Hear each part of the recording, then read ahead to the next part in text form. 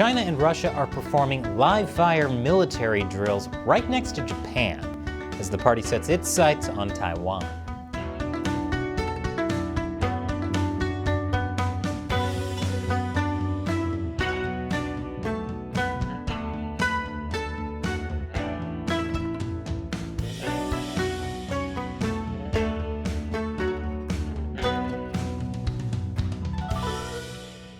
Welcome to China Uncensored. I'm Chris Chappell.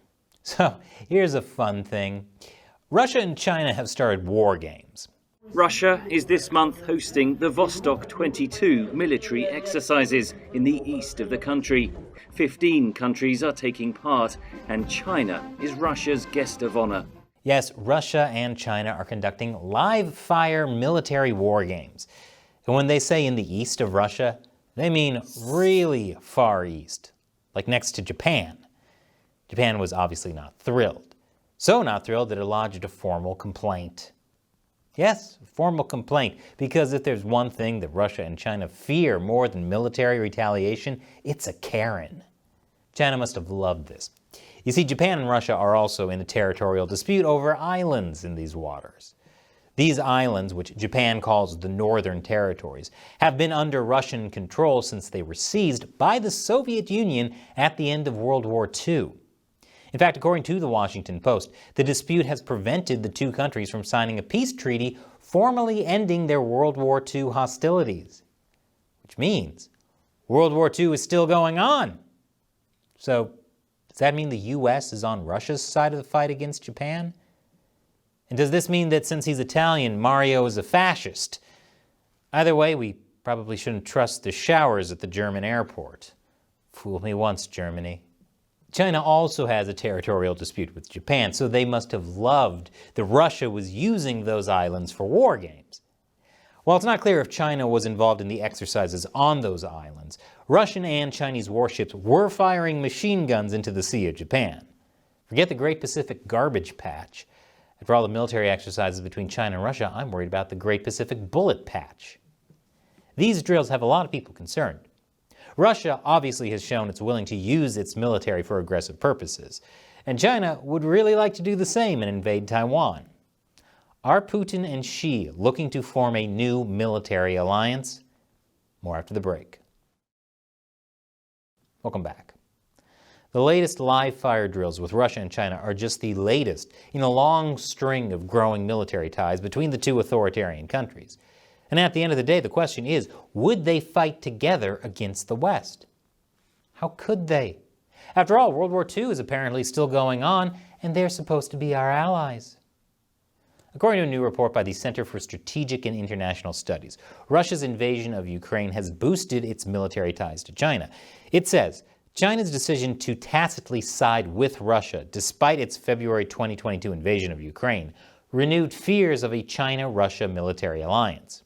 These drills are intended to present a strong and unified military front to the West. Russia in particular is using the drills to boost the idea that Moscow has sufficient military might for massive drills even as its troops are engaged in military action in Ukraine. You know, the invasion that has gone so well for Russia. Russia claims the drills involve more than 50,000 troops and over 5,000 weapons units, including 140 aircraft and 60 warships. Now you might be thinking, wait, they have that many troops to spare while the invasion of Ukraine is still going on? Well, they probably don't. The British government has cast doubt on those figures and said the true number of military personnel taking part is closer to 15,000, not 50,000. What a bummer. That's like going to see an air show that says they have all the latest military fighter jets, then you show up and it's just a handgun tied to a goose. The goose is scarier than the gun.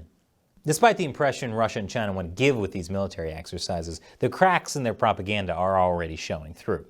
Russia, supposedly one of the most powerful militaries in the world, has been completely stymied by a much smaller but highly motivated group of resistant fighters in Ukraine.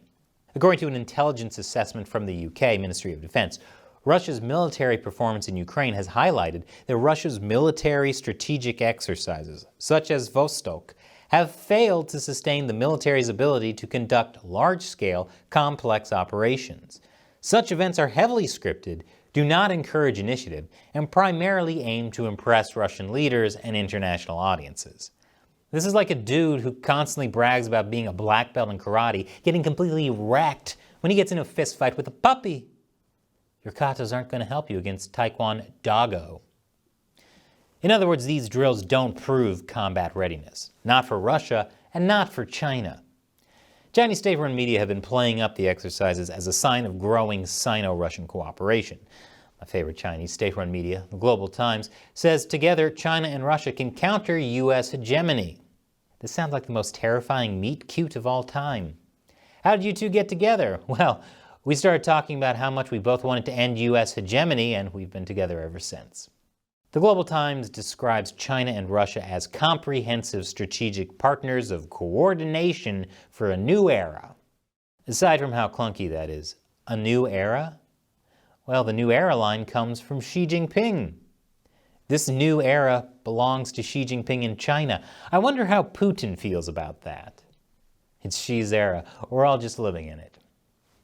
You see, it turns out China and Russia, despite the propaganda, have a, shall we say, a contentious relationship.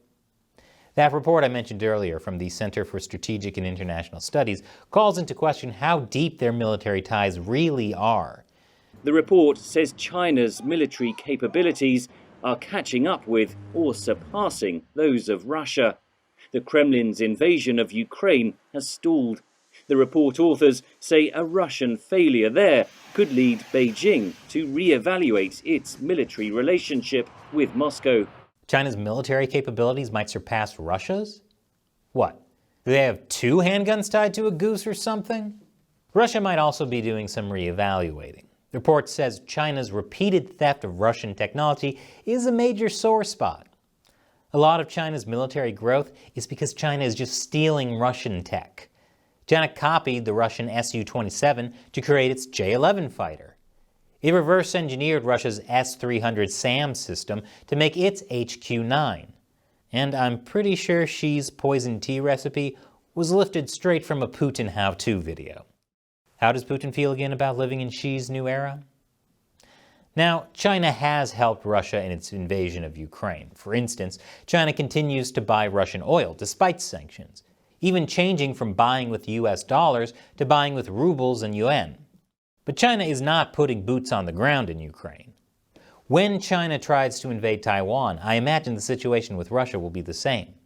Russia will help China fight any Western sanctions, maybe share intelligence, but I don't think we'll see Russian troops fighting alongside Chinese troops. The goal of these training drills is to give an image of a united front that doesn't exist, to scare the West into being too afraid to stand up to Russia or China. Essentially, Russia and China are a couple on Facebook saying they're so happy and blessed when everyone knows their marriage is crumbling. The reality is quite different, no matter what era we may be living in. And now it's time for me to answer a question who comes from a member of the China Censored 50 Cent Army. Those are the fans who support us directly through contributing either on Patreon or Locals. Today's question comes from Ian Pendleton.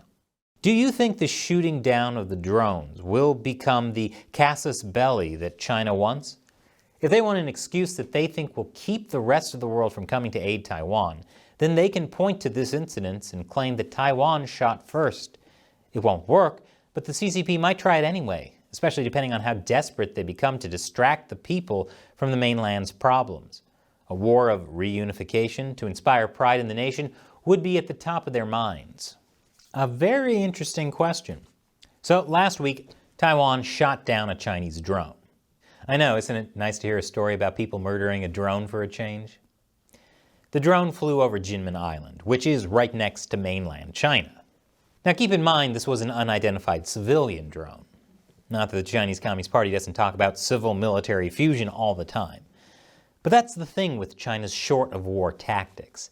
They want to push things right up to the brink of war without actually triggering a war. As I've said before, their entire military strategy is basically, I'm not touching you, I'm not touching you. China is not ready for a war with Taiwan, especially one that would bring in the US. So, since it was a civilian drone, that gives the party an out. They don't have to go to war over that. While the Communist Party would love it if the rest of the world would abandon Taiwan, it knows that Taiwan has such strategic value that it probably wouldn't happen over something like a drone getting shot down.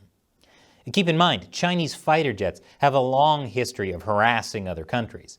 In fact, in 2001, a Chinese jet performed dangerous maneuvers and crashed into a U.S. surveillance plane, killing the Chinese pilot. And China did not go to war with the U.S. Again, the Communist Party does not want to be pressured into a war it's not ready to fight. But the day is getting closer and closer when the party will feel it's ready for a war over Taiwan. The key is to stop them before that happens. Thanks for your question, Ian. And thank you to everyone else as well who supports us directly through Patreon or Locals. Patreon is a way for you to contribute $1 or more per episode and interact with us. Locals is a social media platform that has monthly subscriptions that also allow viewers to support us directly. The links are below. We really rely mainly on viewer support for this show. Once again, I'm Chris Chappell. Thanks for watching China Uncensored.